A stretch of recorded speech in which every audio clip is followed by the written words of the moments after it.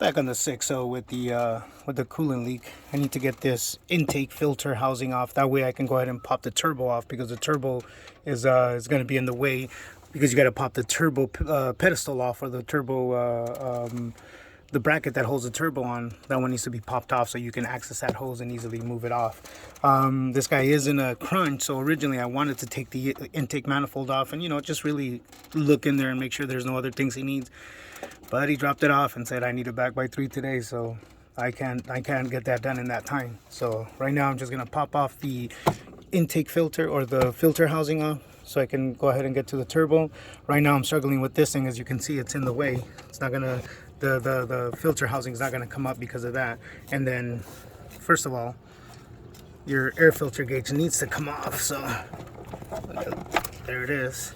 It's off. Just set it over to the side, and as you can see, that clamp is a challenge right there. It's facing up. If it was facing sideways, you can get it from the side right here, but because it's facing up, it needs to be brought over from there. So let me show you how I'm gonna get this off right now. First, I'm gonna try my long needle nose to see if I can reach it from here.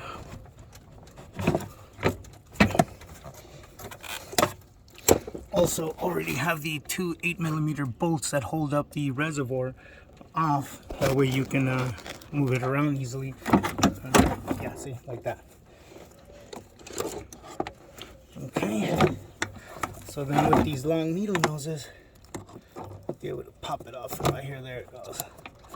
There we go. All right. And see, now that it's off to the side, now that I'm able to move it off to the side, I'm able to use these angle pliers.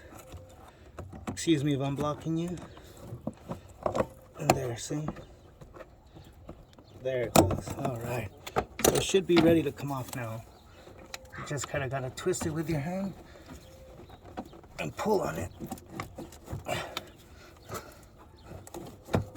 There it is. It's off. And then you're able to just pull that out. There it goes. So there it is. The reservoir is off, even though it was a little beat to get to that clamp right there, but we got the reservoir off. Right, let me show you what the next step is.